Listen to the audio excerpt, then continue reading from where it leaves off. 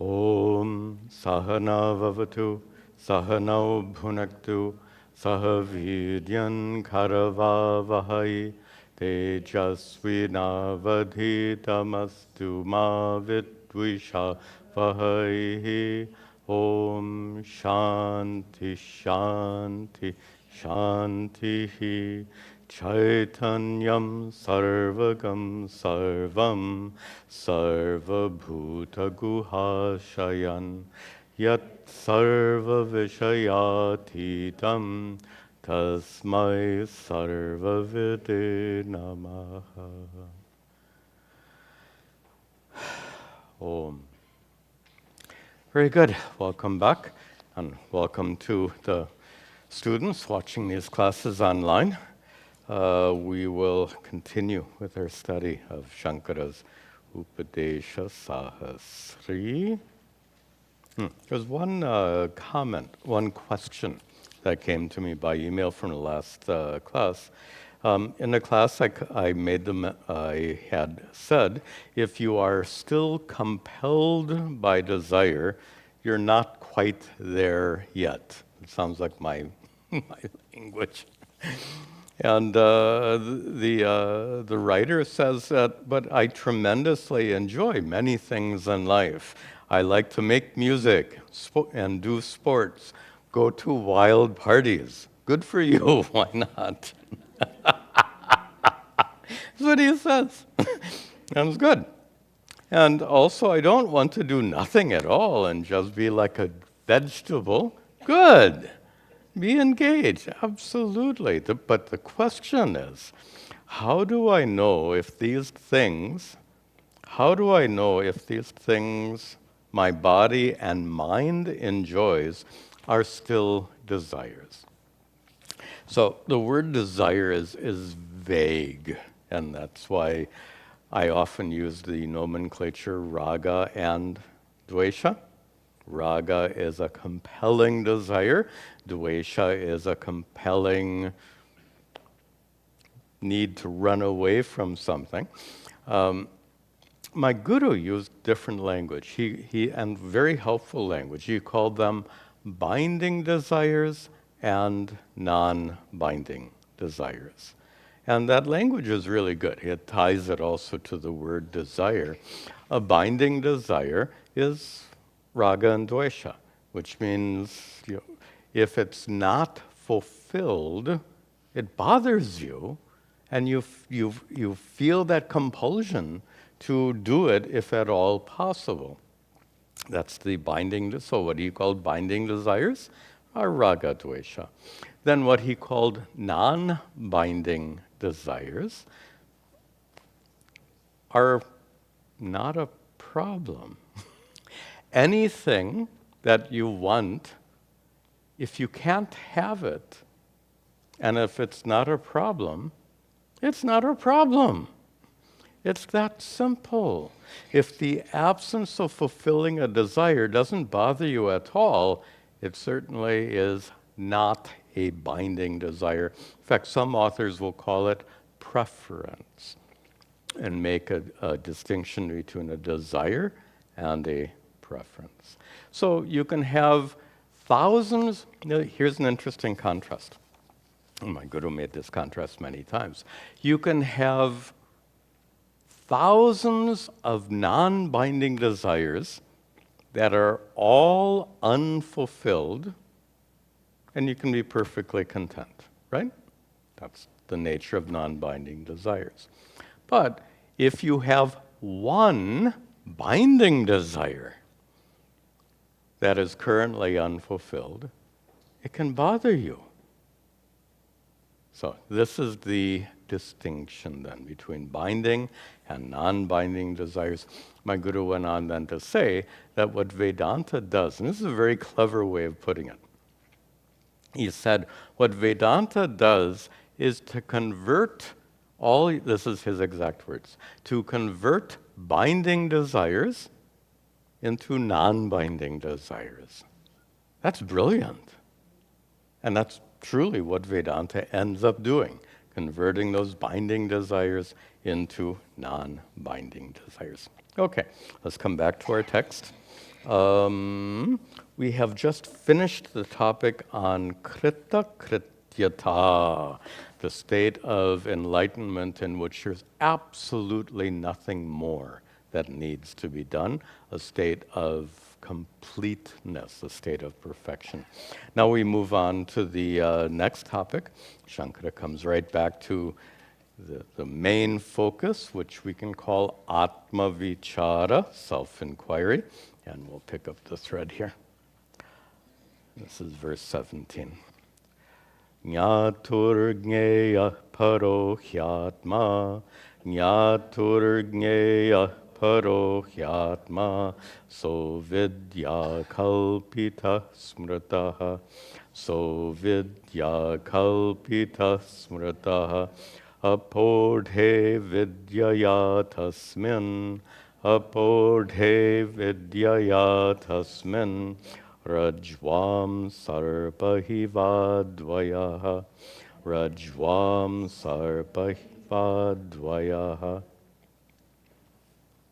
Paraha hi atma, often translated the supreme self. Sounds good. But para atma means, in fact, let's be careful not to turn it into some kind of mystical thing or some kind of philosophical concept. Para atma, the so-called supreme self, is the consciousness present in your experience right now. Isn't that interesting? When you use this language, para atma, the language makes it seem so remote and so lofty.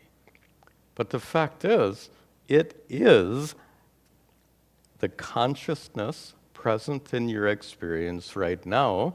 And if you say, well, wait a minute, how can this consciousness be para atma? Good, that's the right question. That's what we're investigating through these teachings of Vedanta. But at the beginning, we don't want to make this mistake, a mistake that many people make, and that is thinking that para atma, the so-called supreme self, is something that you need to reach, you need to attain, you need to experience. You already are that, which is a central teaching of Advaita Vedanta. So here, Shankara observes that para atma, that so-called supreme self, jnayaha. Some people think that it is jnayaha, something that you have to know, something that you have to experience. Who has to experience? Jnatuhu, by the knower. It is an object to be known. This is what Shankara is saying. Some people think that para atma is an object to be known, like you know so many other objects in the world.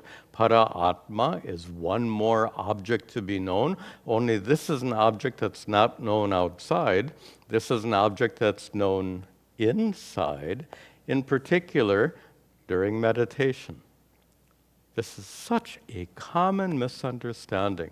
People think that one day in deep meditation, Atma will rise from the depths like 1,000 shining suns in your meditation, as bright, blinding light. One guru called it a blue pearl. It will appear like this blue orb in your meditation. We've discussed this before. Most of you see the fallacy here. That blue pearl, or that blinding light, is known to whom? That one is the conscious self. It's known to consciousness. It is an object of consciousness, an object known to consciousness, and anything known is not you. You are the conscious knower, the conscious observer, the conscious subject. Anything known to you is an object, and necessarily anatma. You are atma, the conscious self. Anything known to you is anatma, an object of some kind. So, the bottom line here is anything that is an object of knowledge. That's too abstract.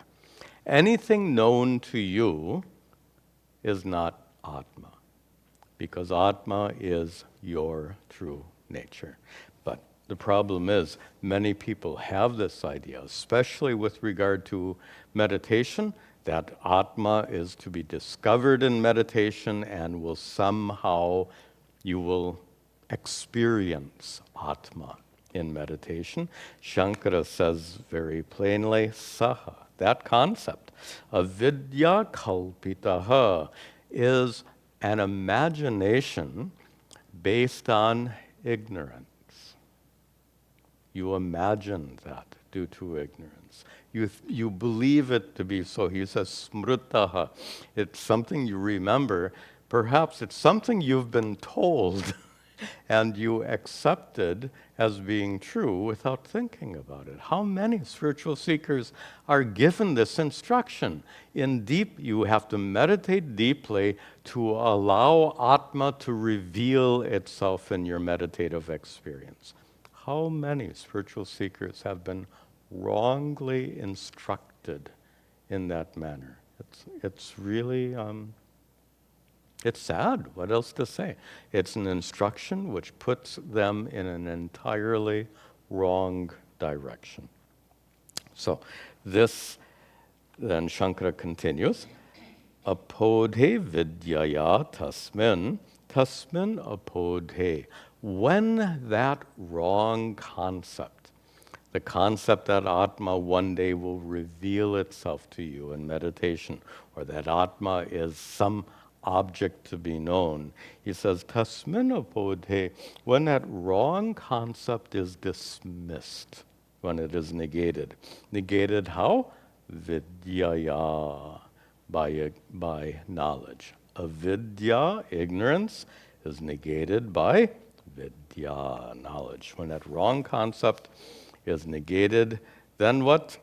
What remains, last word, advayaha, what remains is non-dual reality, which is your true nature, but what it remains such, eva, like rajvam sarpaha, like the snake that has been projected on the rope, our famous Vedantic story. Always talking. Vedanta loves the metaphor of the rope snake. You know it very well. I won't explain it. So knowledge removes the rope. No. Now I just misspoke. Knowledge removes the snake. Now what's significant about that is the snake is a problem.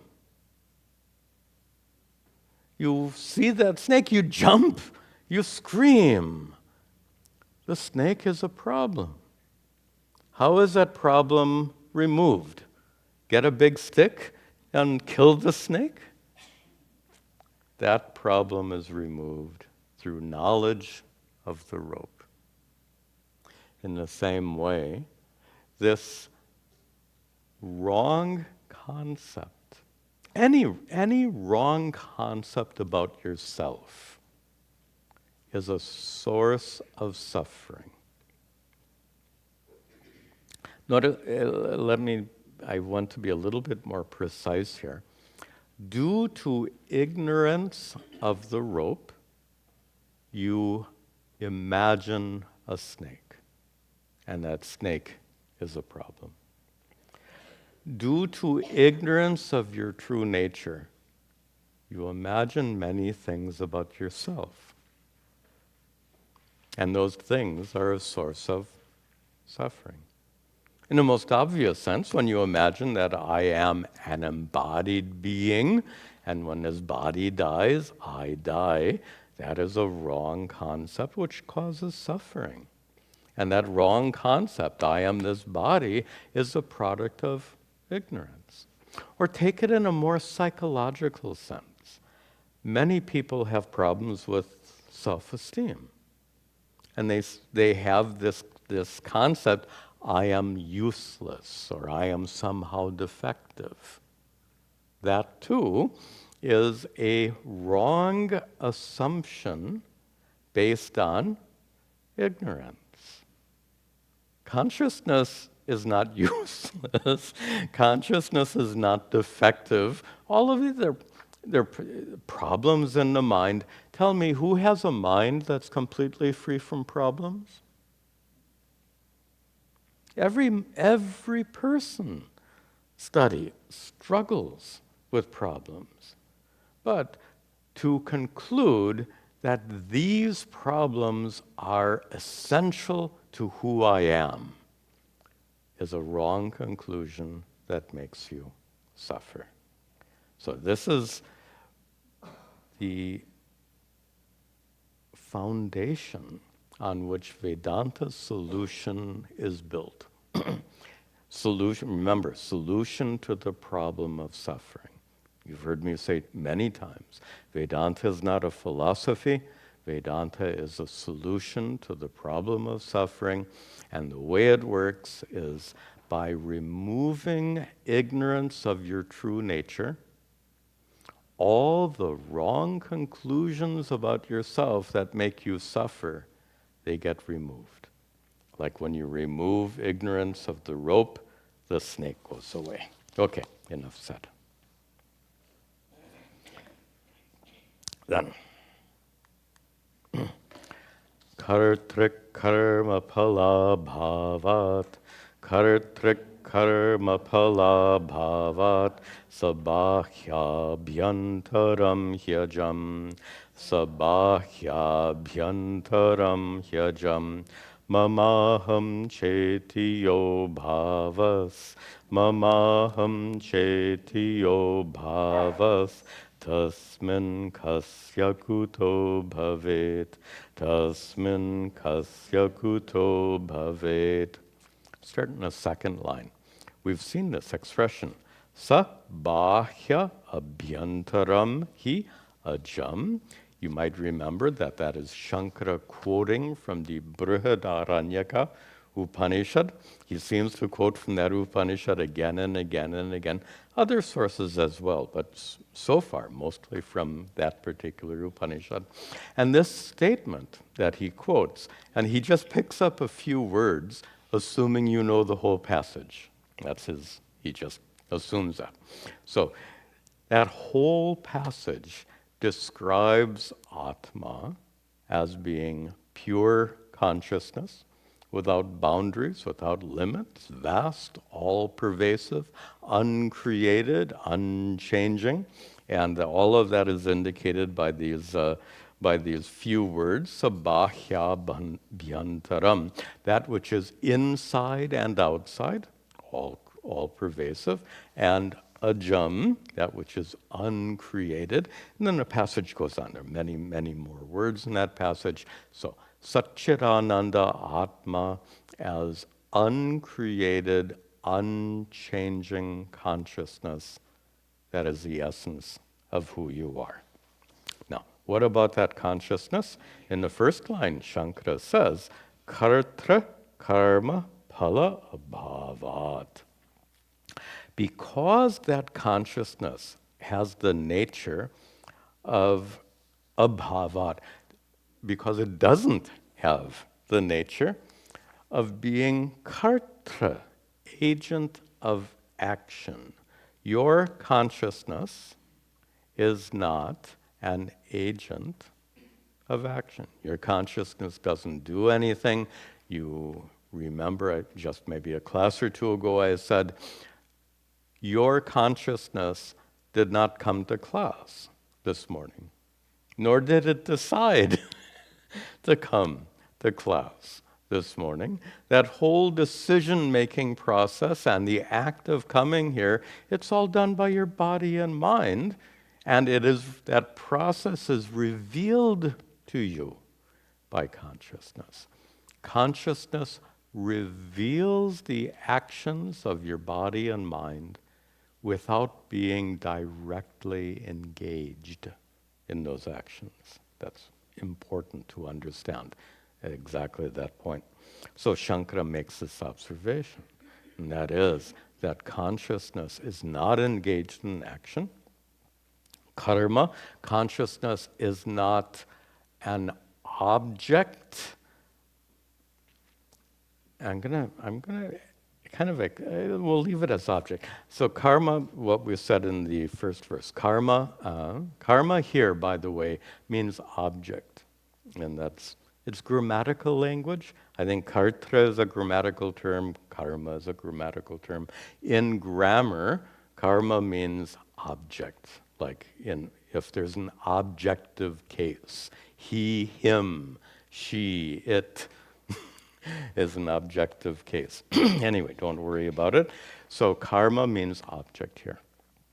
Atma is not an agent of action, nor is Atma a object that you can know in meditation, nor is Atma a phala, a result. It is uncaused, uncreated. That word ajam. Unborn means uncaused, uncreated. So this consciousness, which is your true nature, the beautiful word used in many texts is asanga, not involved. Detached, and detached in a healthy sense. There's such a thing as unhealthy detachment, but this is a case of healthy detachment, where you know that this body and mind is present in my experience, but yet whatever happens to my body and mind happens to my body and mind and not to me. That's the point. So this is what I'm calling healthy detachment. And based on this understanding of Atma being asanga, uninvolved, unconnected, disconnected. And when I use these words, I pause because these words often have a negative connotation. If somebody is disconnected, it means he's emotionally aloof and he doesn't care. But that's the so-called unhealthy detachment. Here we're talking about a healthy. In fact, in the next verse or two, I think we'll talk about this much more. The difference between healthy attachment and unhealthy attachment. So let's set that aside and continue here for now. So for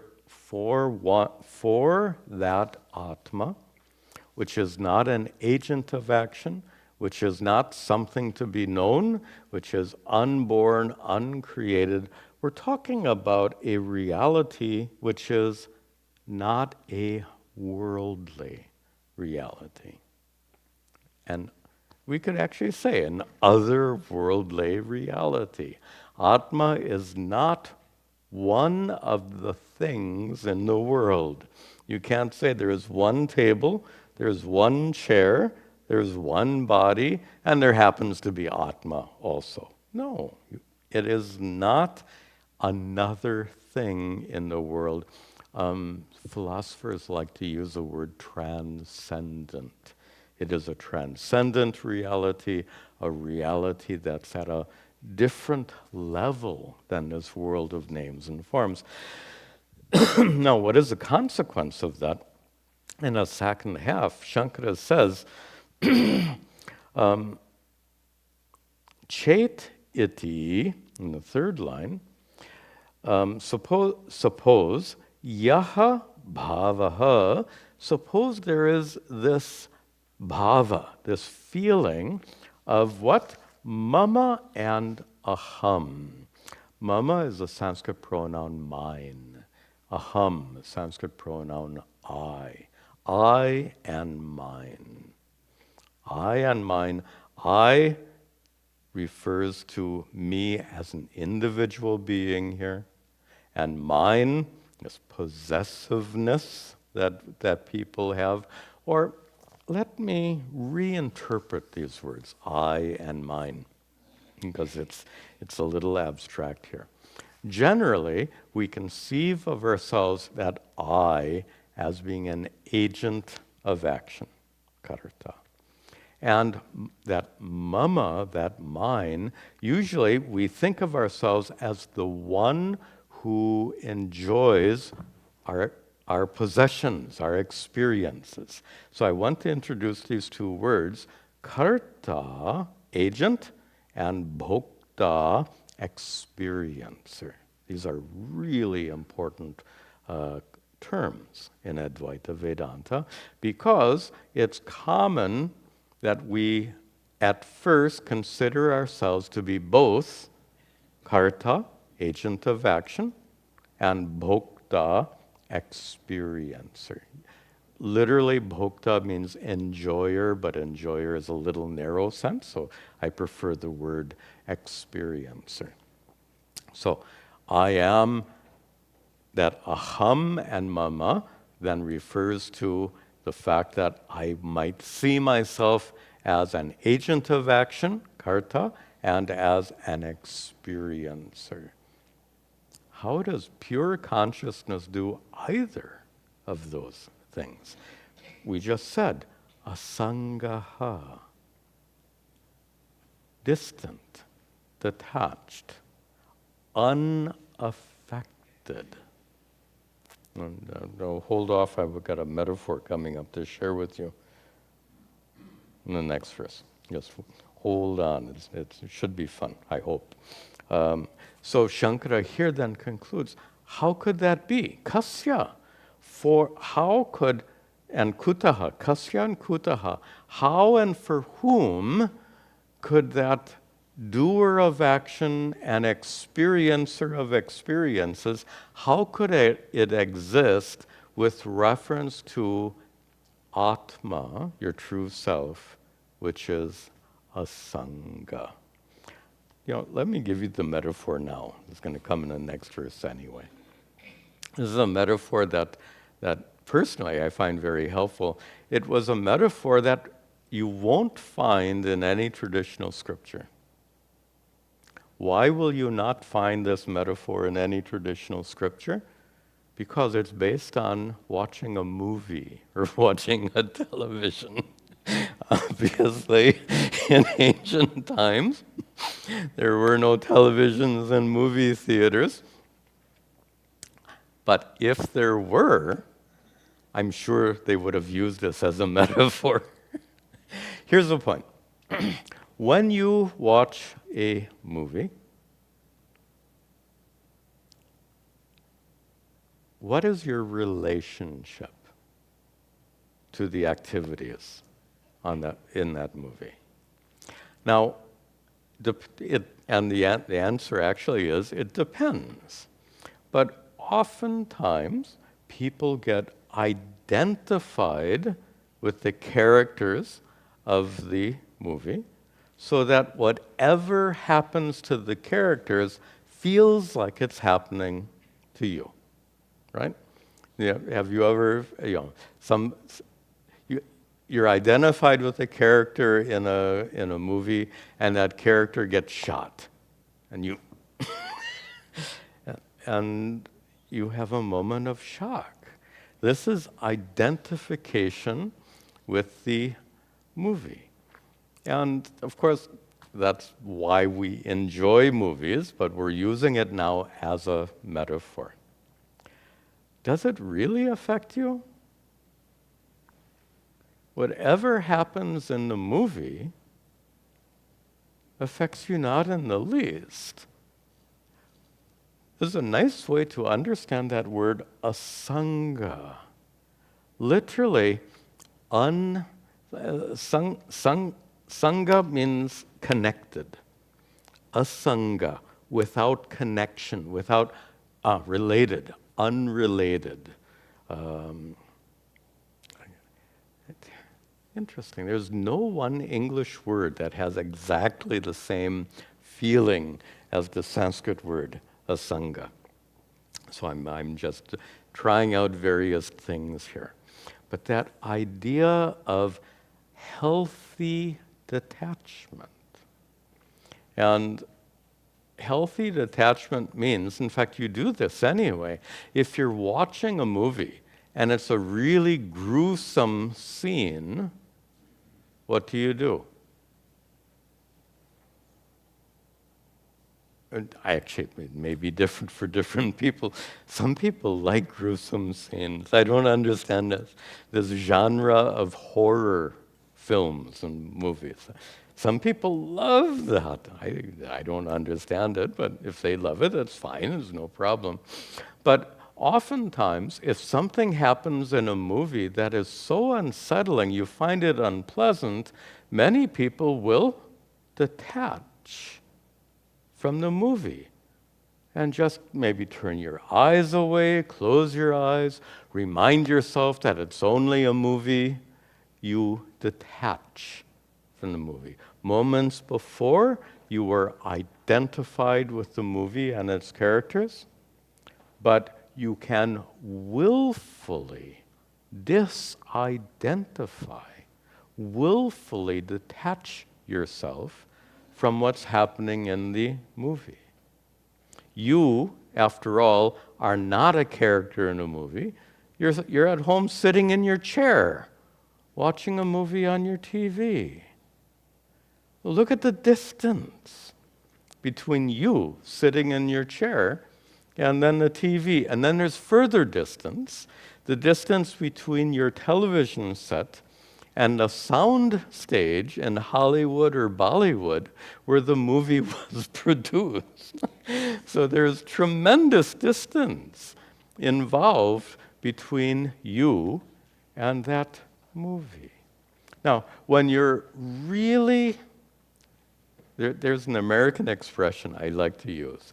When you're really sucked in, you know that feeling? Sometimes movies will draw you in.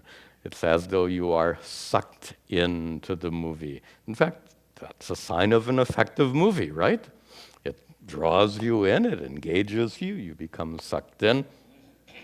For a movie, it's okay, but what happens in life is we are sucked in to the drama of life. We have no sense of distance, and we suffer. Healthy detachment is a little bit like being in a movie theater, sitting on your chair, and you still know it's a movie. You watch the movie, you understand what's going on. You might even allow yourself to get drawn in and participate emotionally in that movie, but you never, ever lose sight of the fact it's just a movie. That is a metaphor for the healthy detachment I'm describing with this word. Atma is asangaha. It means instead of being sucked in to the drama of life, and life is certainly dramatic, right? There's drama at home, there's drama at the workplace, wherever you go, there's some kind of drama going on. Suppose you were to develop a healthy detachment from that worldly drama. Healthy detachment doesn't mean you run away from it. So healthy detachment doesn't mean you run out of the movie theater or turn off your TV. Healthy detachment means you stay engaged in the drama, knowing it's a drama. And a drama that doesn't affect you in any essential way. This is such an important teaching. which is why I'm really emphasizing it here. A common expression that's used, to be in the world but not of the world. I'm not sure exactly what that's intended to mean, but it suggests what we're talking about, and that is to be engaged in the drama of life without being totally sucked in, without losing yourself in that drama, means always recognizing that the drama is out there in a very real sense with regard to consciousness. Drama is out there. And further, your consciousness being unchanging, something we've talked about at great length, your consciousness being unchanging, you are utterly unaffected by that drama. Like you're utterly unaffected by the movie, you are utterly unaffected by this drama. Be in the drama, be engaged in a drama without being sucked in to the drama, without losing yourself in the drama. This is what we call healthy attachment. And that is what Shankara suggests here. Let's continue. Atma-hyatmiya hityesha, atma-hyatmiya hityesha, bhavo vidya prakalpitaha, bhavo vidya prakalpitaha, atmaikatve hyasau nasti, atmaikatve hyasau nasti, bija bhave kuta pala, bija bhave kuta palam. Atma, he, atmiya. Atma here means I, aham. So be ready. The word atma is used in so many ways. Here, atma means the same as the pronoun aham, and atmiya, literally what belongs to atma, means mine. So we're talking about I and mine, once again, using different words. So instead of using aham and mama, Shankara uses atma and atmiya. And if you say, why? Why not? You know, he's the author, he's entitled to do whatever he wants, and to use, and you already know, in writing, to use the same words again and again and again is not elegant. In fact, when I write scripts for my videos, and the earliest scripts are kind of rough, I give them to v17 to proofread, and whenever I'm using the same word again and again and again, she'll circle those, those words. So some variety is helpful in good quality writing.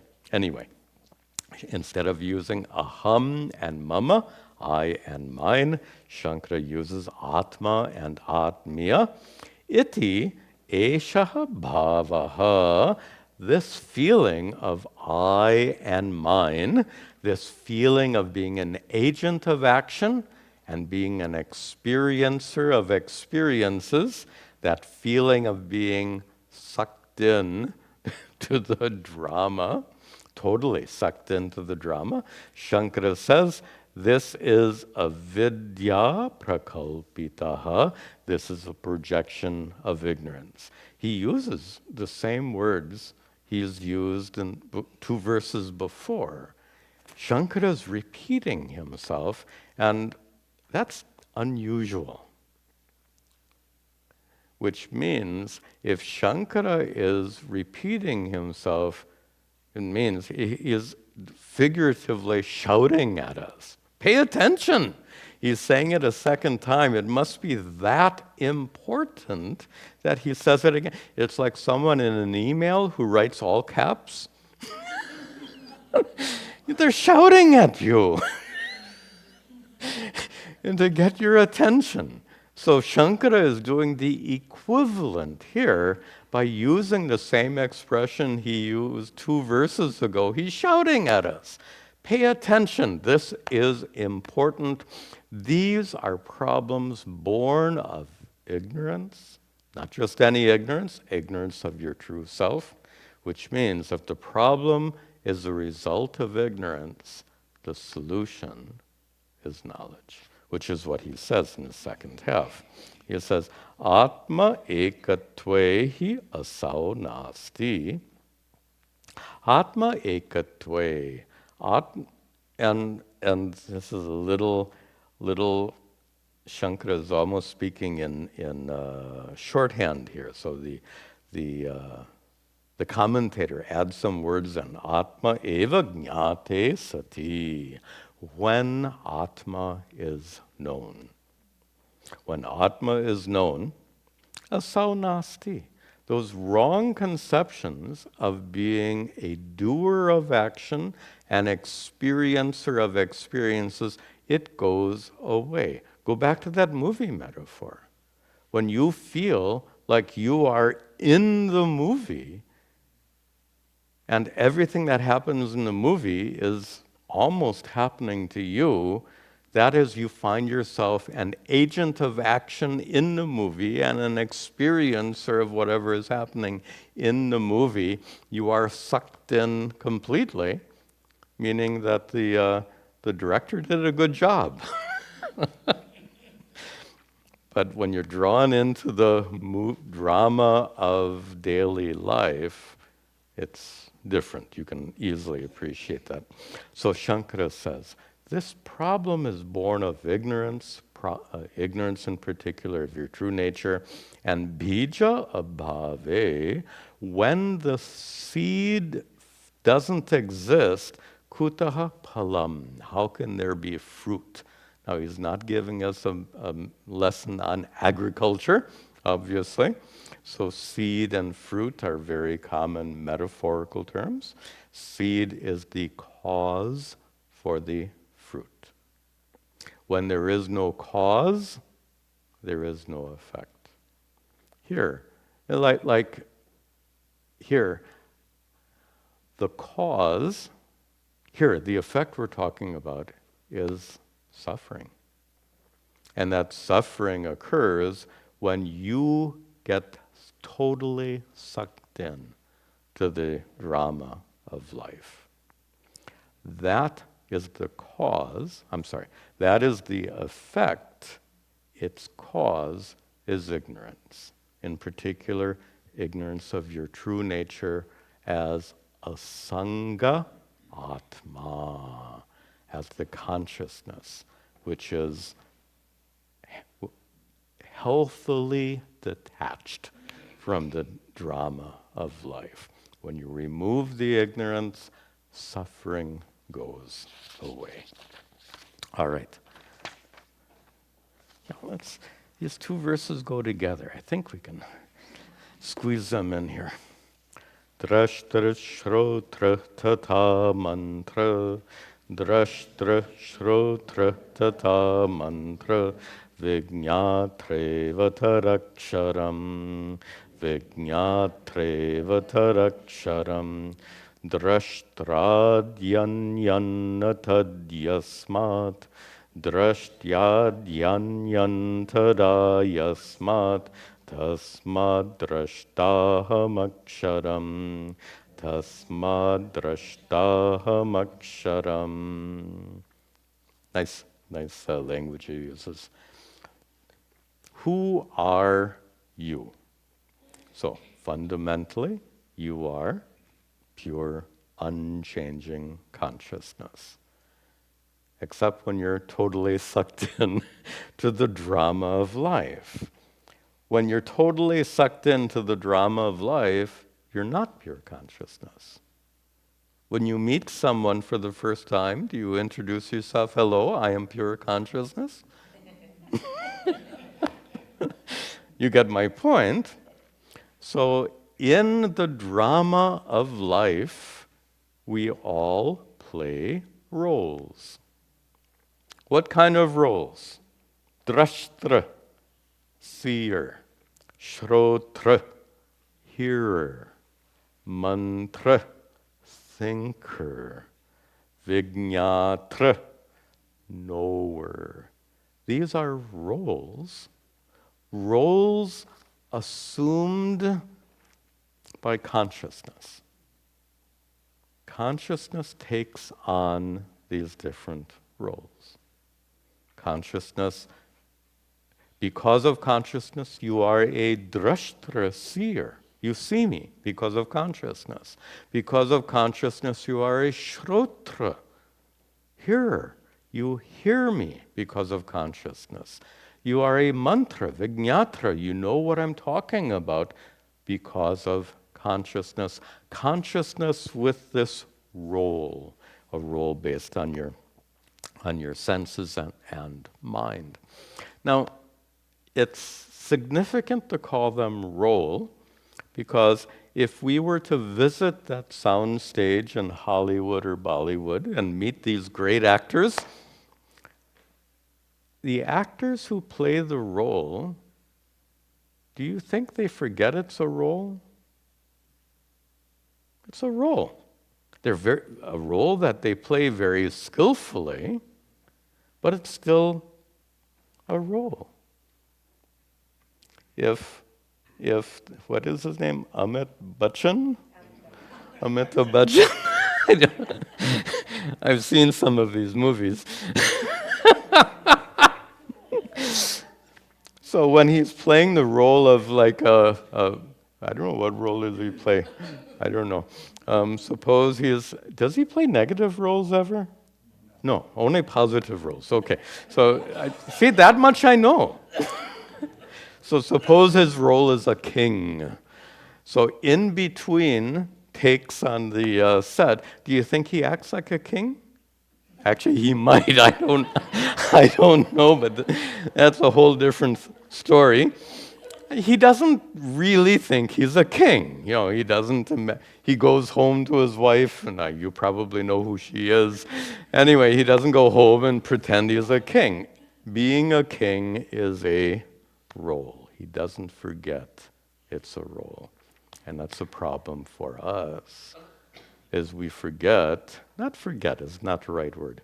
Due to ignorance, we fail to discern that all of these are roles. Right now, being a seer, hearer, and thinker are roles of your consciousness. Your consciousness, associated with your mind and senses, takes on these various roles. No problem, as long as you know they're just roles. Otherwise, when there's a problem in the role, it becomes your problem. For example, if there's a problem with your eyesight, your power of hearing, or when there's a problem with your mind, when you're identified with them, it causes suffering. What's happening to my eyesight? Why can't I hear as good as I did when I was young? What's wrong with my mind? You're identified with a role. You are that unchanging consciousness, which in the end of the second line, Shankara calls aksharam. Immutable, unchanging consciousness. You are the unchanging consciousness who takes on these various roles. Drashtra adi anyat natat yasmat. Yasmat, because. Tat, that unchanging consciousness, your unchanging consciousness, because it is drashtyadi na anyat, because it is non-separate. The role is non-separate from the actor. Is Amitabh Bachchan, is he standing here and the king is standing there? No, they are one and the same. In the same way, for you, the seer, hearer, and thinker are all expressions of consciousness. There is only that consciousness. One consciousness with many roles, one button who plays many roles. You get the point. Okay, so Shankara says, because that is the case, that your unchanging consciousness plays all these roles, he says then, tasmat, therefore, aham, I am that drashtra, that seer, which is aksharam, a role of consciousness. I am that unchanging consciousness which takes the role of being seer, hearer, the role of being agent of action. Also a role. I'm doing. Or experiencer, karta and bhokta. I am experiencing what's happening here. Mind is engaged in experience. Consciousness takes on that role of experiencer. Now, I want to take the next verse because it's closely connected. Let's chant it and then I'll explain how it's connected. Stavaram jangamam chaiva, stavaram jangamam chaiva, drashtatvari kriyayutam, drashtatvari kriyayutam, sarvamaksharamevataha, sarvamevataha, sarvasyatma-vichara tvaham, sarvasyat-vichara tvaham. Closely related. Consciousness takes on the role of being seer, hearer, etc. for you. Consciousness takes on the role of seer and hearer for me. Are those consciousnesses separate? In fact, it feels strange even to use the word consciousness in plural. Consciousnesses. We've discussed here too many times how what you call your consciousness is not yours at all. There is one all-pervasive consciousness, manifest in your mind, manifest in my mind, manifest in all living beings, all sentient beings. So here we're going to make a transition between the prior verse, where we're talking about your consciousness with regard to your senses and mind. But that same consciousness is related to all sense organs and all minds.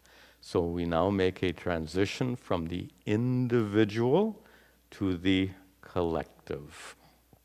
In Greek, from the microcosm to the macrocosm.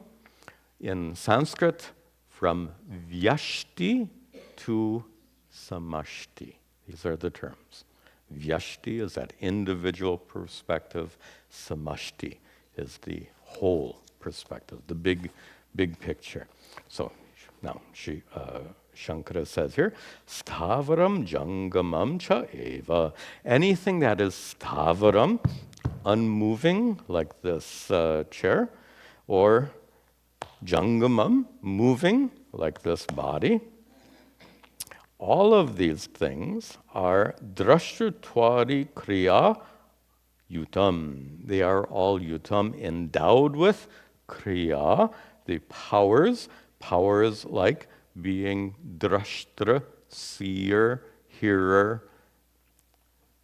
Interesting that he says stavaram. So we can't take stavaram in the sense of chair, because chair is not a seer, hearer, or thinker. So stavaram can also refer to living things that don't move, like trees, like barnacles, I don't know. So non-moving living things. We have to take stavaram in that sense. If you ask me, how does a tree see and hear? I don't know. You have to ask the tree. But the tree is a living thing, so we suppose it has some faculties at its disposal. So Shankara says here, for everything that is moving, every living thing that moves or doesn't move, they are all endowed with faculties, like sight and hearing. And he concludes, third line, and ataha, therefore, sarvam aksharam. Therefore, all of that occurs because of aksharam, that word that means immutable, but in our current context, we mean unchanging consciousness. The same consciousness by which my thoughts are known is the same consciousness by which your thoughts are known.